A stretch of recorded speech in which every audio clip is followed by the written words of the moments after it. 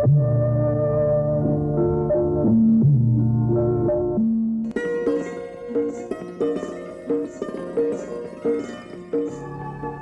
the collective memory of Indians, the term Sabara reminds us about an ancient tribal community filled with enchanting associations.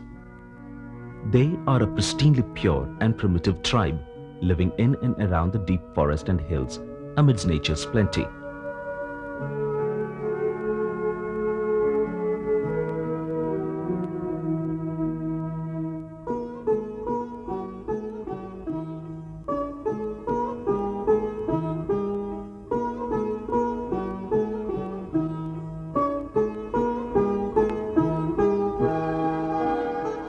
Their references are found in the epics of the Ramayana and Mahabharata. Folklores and legends prove the close and sacred relationship between God and this tribe throughout the ages.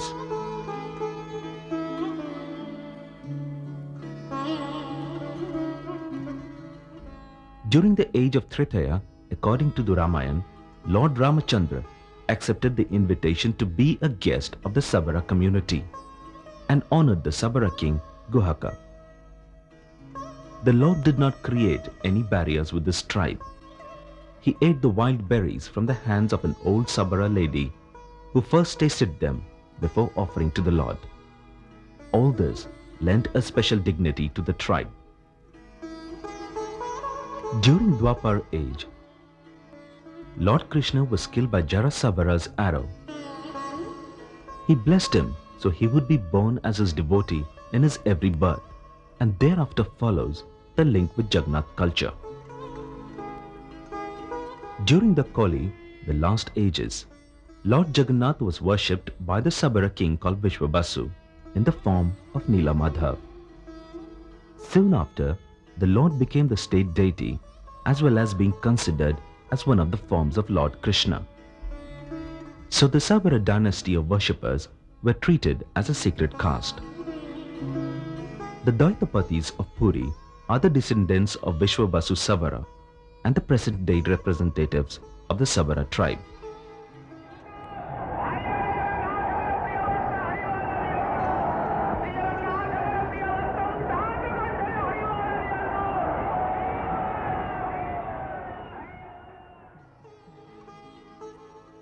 The Sabaras are the fourth largest tribal community in Orissa after the Kandhas, Gonds and Sontals.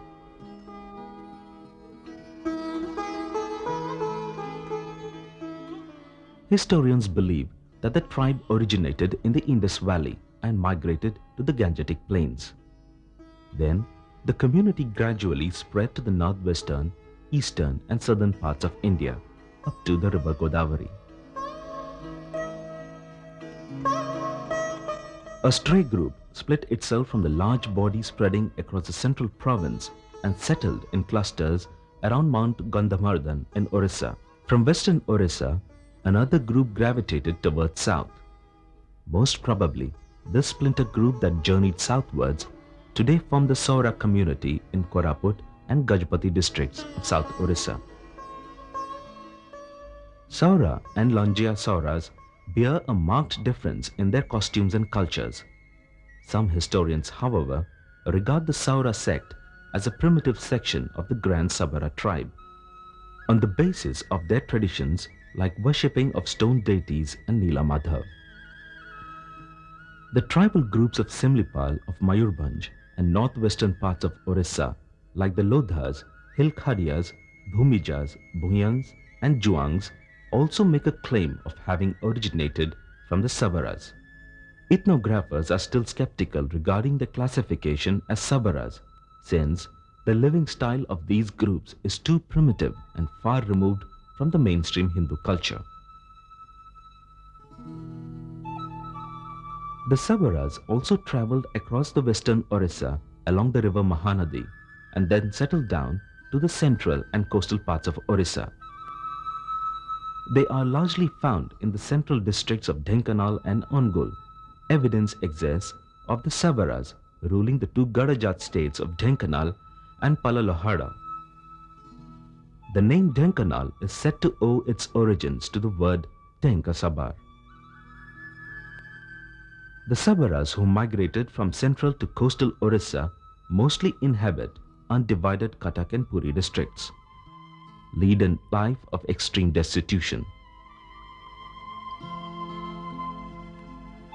They have lost most of their original culture after coming into contact with local higher castes and have become Hinduized.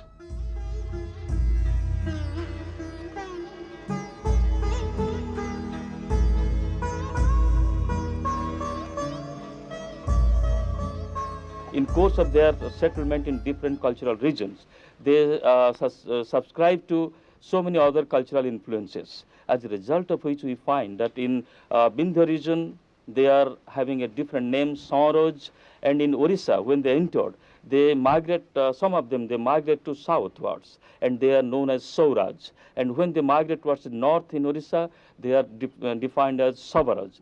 The Sabaras are known by different names in different parts of Orissa, such as Saura, Sahara, Sabara, Sora, and Sahara. आमे हूँ सहरा जाति हमको अनेक लोग सबर मन सबर दियो कि आम जाति हूँ सहरा सबर किंतु आम यहाँ से आगर जेन आदिवासी लोक मैंने थिलु से टाइप्र नाइन कि आमर पूर्व वंशर लोक मैंने इन गाँव के आसिक इन जंगल काटिक घर द्वार बन. Though the Sabaras were considered to be a primitive wandering group in the past, at present they seem to be Hinduized to the extent that they worship Hindu gods and have all functional relationship with the Hindu society.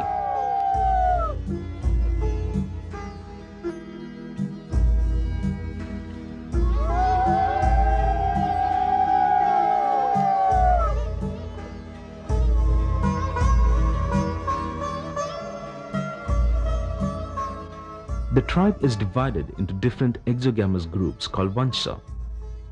The main local divisions of the tribes are Jara Sabara, who are the descendants of Jara, who killed Lord Krishna during Dwapara age as per Hindu mythology.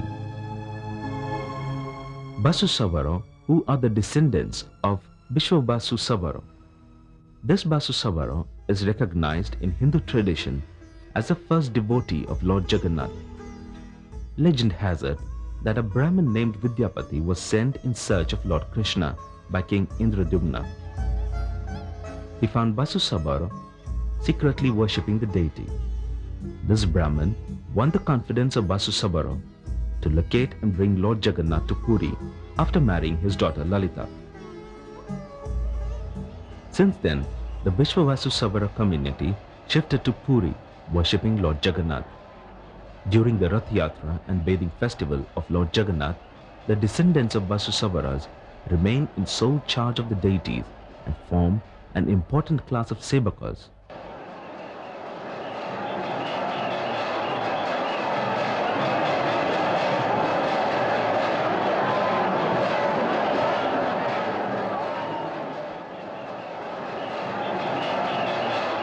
These Sabaras attached to the Puri temple are known as Daitas.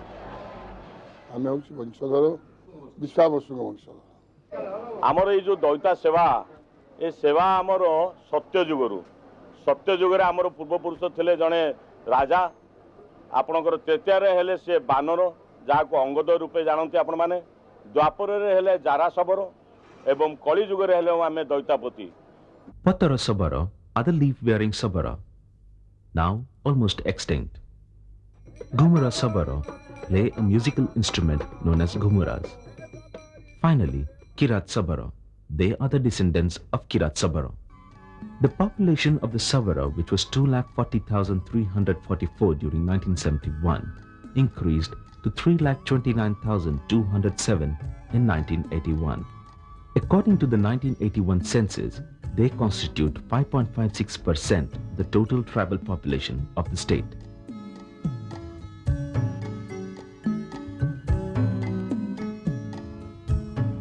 They record a sex ratio of 1,017 females per 1,000 males. It is also stated by Roy that like the Sabara Sevakas of Lord Jagannath of Puri, who are popular by the name Daita, the Badus of famous Lingaraj temple and Molia of Kapileshwar temple also belong to the Sabara group. However, not much proof exists. जेपरी श्रीक्षेत्र में दैतापति मुख्य सेवक एवं भुवनेश्वर में बड़ुआ ने मुख्य सेवक से भाई ये क्षेत्र में कपिलेश्वर क्षेत्र में आम मलिया मान होचु मुख्य सेवक. Thus, considering all these facts, the Savaras may be categorized in the following manner in Orissa. They are the original Savara group, who are the Daitas of Jagannath Temple, Puri. The other sacred Savara group are the Badus of Lingaraj and Kapilash Temple and Molliyas of Kapileshwar. The Hinduized Sabaras are found in Sambalpur, Nuapada and Kalahandi in western Orissa, Dhenkanal and Angul in central Orissa, and Jajpur, Cuttack and Puri in coastal Orissa. The emerging Sabara group are the Hilkhadia, Bathuri, Ujia and Lodha of Mayurbhanj district, Bhumij and Juang of Keonjhar. The historically connected group are the Saura of Rayagada Gajpati district. Mangala is the Ishtadevi of the Sabaras. Their link with the goddess is timeless. A stone deity of Mangala at Nrsimhanath temple testifies their ancient link.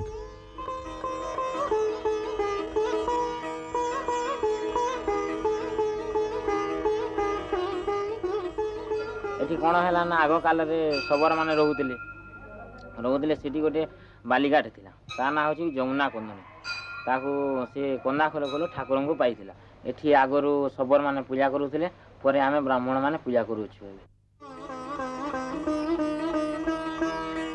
At the time of Navakalevar ceremony of Lord Jagannath, the Daitapatis first propitiate the Ishtadevi Mangala in Kakatpur, for without her blessings and direction, the search for Daru for the Navakalevar ceremony cannot commence. In all the sub-regions of the state, we find Mangala is the presiding deity, and everywhere they are associated with some form of the ritual tradition, which we consider that is the main land of Sabaras.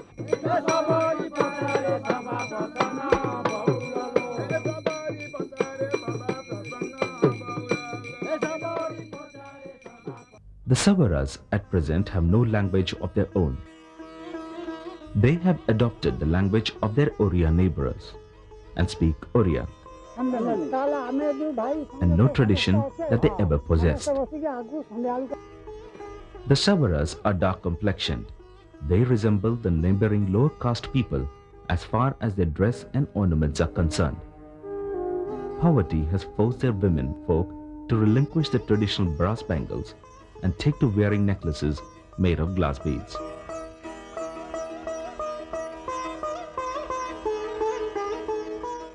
The Savara males are more comfortable when bare-bodied.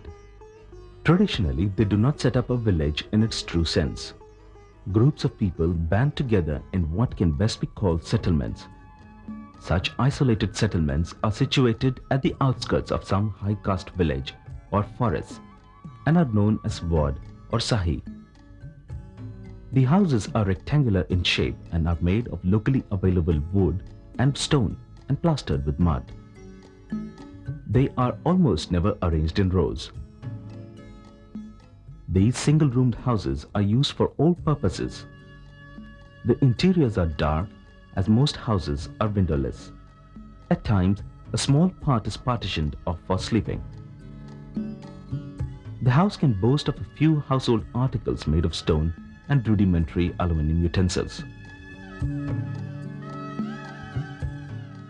Handcrafted materials made of bamboo like kula, pachia, etc. are their few possessions. Only few settlements enjoy the luxury of a common dhenki to beat rice out of paddy. Food consists of watered rice and ordinary curry fries. Good meals are restricted to ceremonious occasions only. Rich and nutritious food is beyond their reach, but almost every Sabara settlement has a common house called Bhagat Gar. It serves the role of a village court. Alternatively, the open Mangala Pindi is also used as a court where the community disputes are settled.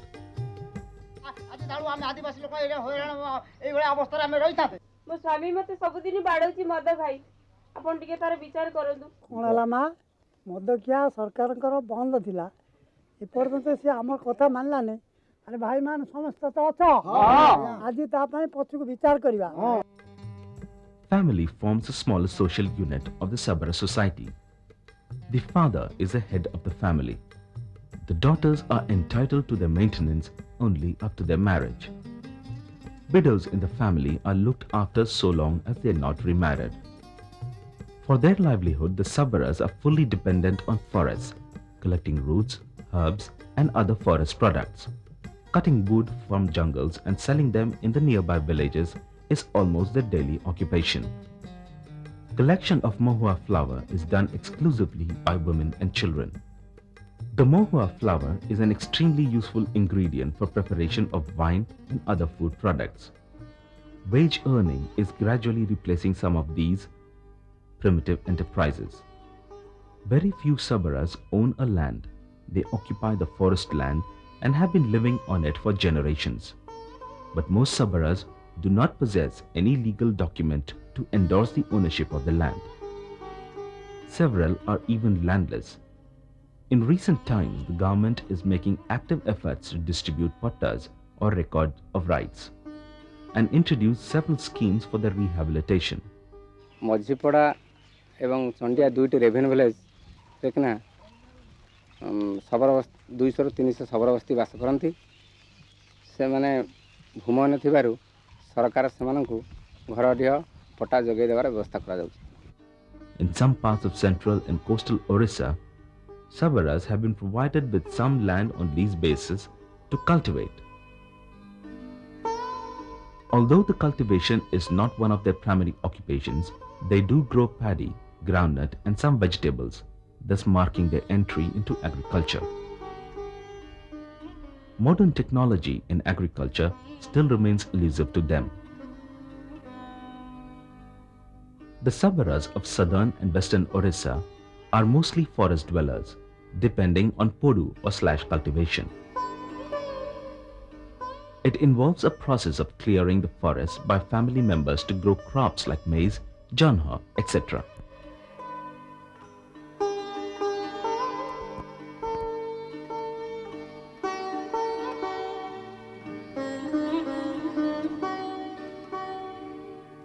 They have a less colorful religious life in terms of ceremonies and rituals.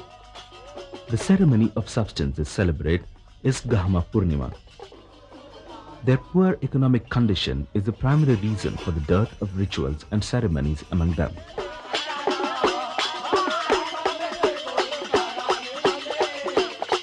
Gram Sabha forms the pivot of this socio-political organization. In almost every Sabara village, Behera heads the organization, who decides cases and disputes of minor nature falling within his jurisdiction. ଆମର ଯାହା ଭୁଲ ଭଟକା ହୁଏ ସେଟାକୁ ଆମେ ବସିକିରି ଆମ 5 ଭାଇ ଡାକିକିରି ମୌଜାର final କରିକିରି ଯଦି ବେଶୀ ଅବାଗ ହେଲା 500 ଟଙ୍କା କି 100 ଟଙ୍କା କି 50 ଟଙ୍କା ଜରିମାନା କରିକି ଆମେ এটা ଆମର ଫାଇନାଲ କରିଦେଉ. The accused is punished either by a social boycott or by levying a fine. The money collected from fines finds its way to a common fund known as court. Casteism is conspicuous by its absence among them. Depending on occasions, any of the community member can choose the role of a cook, barber or a priest. The priest is known as Dehuri or Nahaka. With the passage of time, the Sabaras have adopted more and more Hindu customs. Generally, Dehuri and Nahakas do the job of Brahmins. Goddess Mangala, their chief deity, is generally worshipped under the shade of a tree at the far edge of a village. She is a piece of stone carved into a particular shape and profusely decorated with vermilion. No formal mantras are chanted during the rituals associated with the goddess. The only other deity they worship is Nila Madhav. The worshippers of Goddess Mangala are known as Kalsi. The goddess is said to possess their worshippers at a time known as Kalsi Vijay. Whatever the priest utters is believed to come from the mouth of the goddess directly, and people tend to obey it.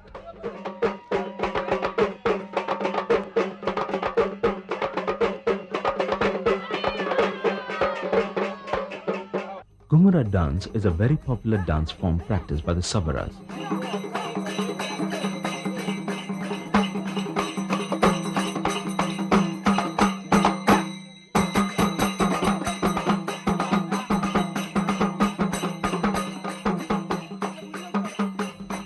The two males are dressed in male and female's costumes.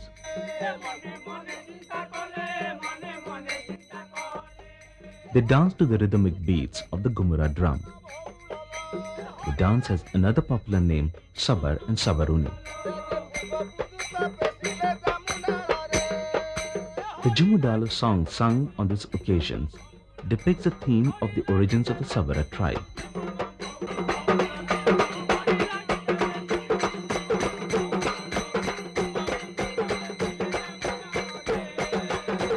For the modern day Sabaras, times have changed and changed for the better. They have been more conscious of the developments. Several villages now have formed self-help groups. The Sabara villages of Dhenkanal is a bright example where the women folk have formed a Sabara Mahila Samiti. They deposit their savings and share a hand in each other's growth. Self-help groups are potentially strong vehicle for the economic upliftment of the Sabara community. Through this, many Sabaras are switching to non-conventional agricultural practices like goat rearing and piggery. The future is brighter than before for the Sabaras. Their culture has lost its identity while integrating with the culture of the advanced Hindus. They have dropped the traditional costumes, but in the process have become more modern in their outlook. Like a river losing its identity in the sea. All this has happened as a result of rapid industrialization, political empowerment, and socio-economic transformation. Slowly,